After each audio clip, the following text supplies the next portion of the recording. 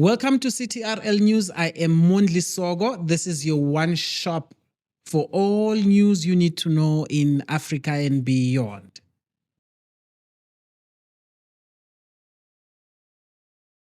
About a week ago or so, we reported to you on the G20 that was held in South Africa. It was announced that it will be held in South Africa. And yes, it had been a successful event, but it had seen a historic shift, for a lack of a better word for me to say, where we have seen African nations and the global South take a center stage in the world stage, in the G20, discussing problems that affect African countries and most of the developing countries. For the first time in history, the world leaders gathered in Johannesburg, African soil that is, to discuss global economic directions. This summit symbolized something powerful, a world that is no longer dominated by just a few powers or superpowers, but where the global South is rising, demanding equality, fairness, and representation in the global stage. The theme of this year of the summit was solidarity, equality, sustainability. Three words that reflect the challenges many countries face: inequality, climate vulnerability, debt, pressure, and the need for inclusive development. One of the biggest outcomes was a strong push for climate finance. G20 nations agreed to increase funding to help developing countries transition to clean energy, solar, wind, hydro, and improve disaster resilience. This matters because Africa contributes the least to the global emission, yet suffers the most from climate change. More climate financing means more infrastructure, more green jobs, and more protection for vulnerable communities. Another point that was discussed in the G20 was debt relief. You see, many African countries and developing countries actually struggle when it comes to debt. They borrow the same amount of money for the same kind of projects with the countries in the West or the richer and bigger countries in the West. However, the interest that the African countries have to pay are always more than the interest paid by the countries in the West or the richer countries, if I can put it. So how it affects development? The smaller countries or the developing countries have to now cut budgets maybe on health, have to cut budget on infrastructure, have to cut budget in technology if it's existing, to just try to make up for the debt. So when their country is trying to make up for the debt, it ends up struggling and cutting more budgets. The more budget it cuts, the more it affects the daily living for any citizen in the country, which makes it very difficult for developing countries to actually develop and improve the quality of life.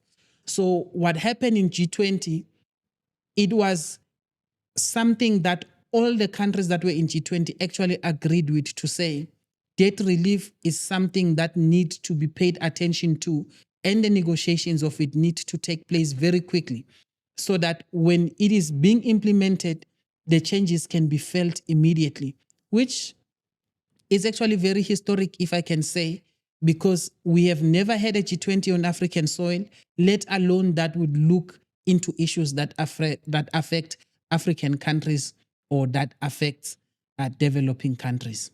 Another interesting point that was discussed in the G20 is industrialization in Africa. You see, it has been a common trait for African countries to mine raw mineral resources and send them abroad for processing and have to buy them back very expensive, highly priced, and actually get to use them.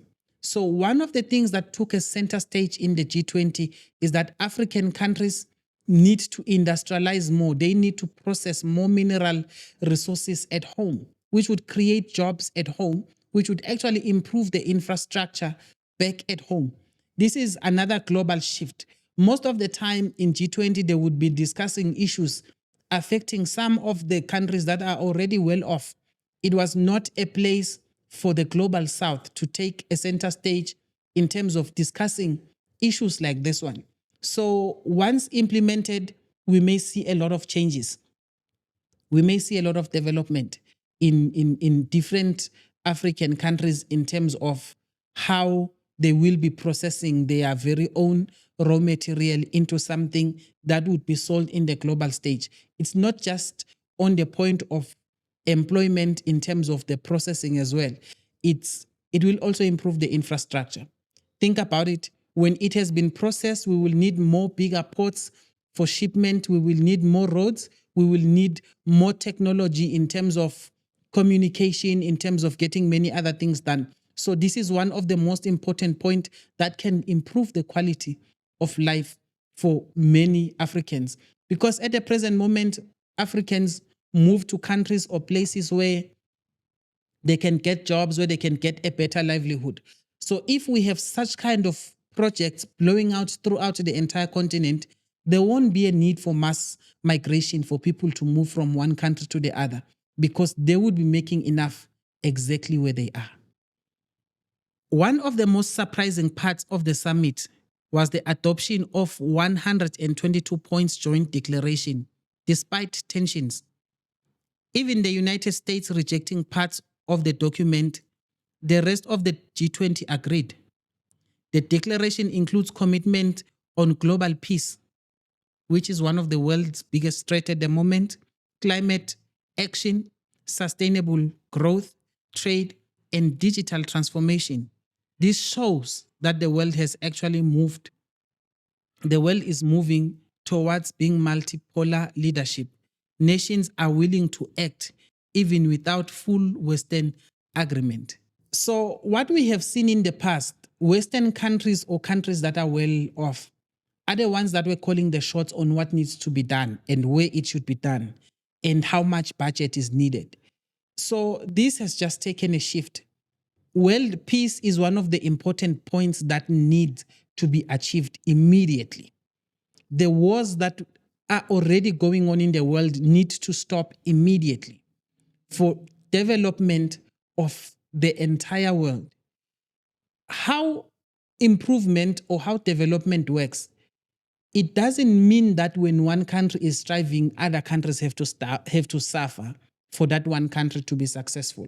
The whole world can all strive and the whole world can all win if the whole world works together. So it questions a lot about the United States actually protesting and not attending the summit.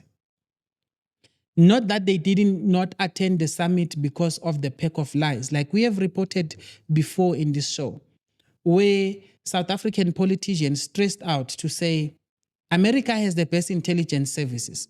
So there is no way on earth they believe what Donald Trump is saying about a white genocide in South Africa. The same AfriForum that actually went to the United States to actually preach the gospel of a genocide in South Africa actually is also now changing tune. Listen to this. With all parties in the interest of your own people. And so unfortunately, let me jump in and failing. ask this question, Kali. Is it, Yes.